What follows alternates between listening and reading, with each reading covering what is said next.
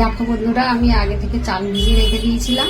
আর এটা হচ্ছে ডাল, বিউলির ডাল, এটাও ভিজিয়ে রেখে দিয়েছিলাম। আর দেখো নারকেলটা কুড়ে নেবো ভালো করে। আমি তো ভিডিও বানাতে জানি না, ছেলে খালি বলে তুমি কি কি রান্না করো, কি কি ভিডিও করো, তোমার ভিডিও কে লাইক করবে। দেখো ওই যে চালটা আর ডালটা একসঙ্গে পেস্ট করে নারকেলটা ওতে দিয়ে দিলাম।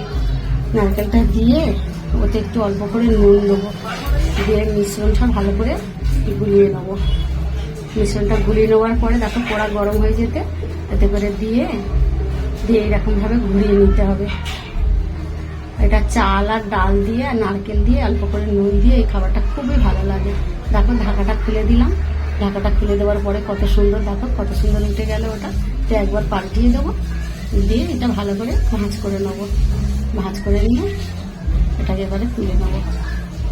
দেখো কত সুন্দর হয়েছে বন্ধুরা, একদম কড়াইতে লাগেনি।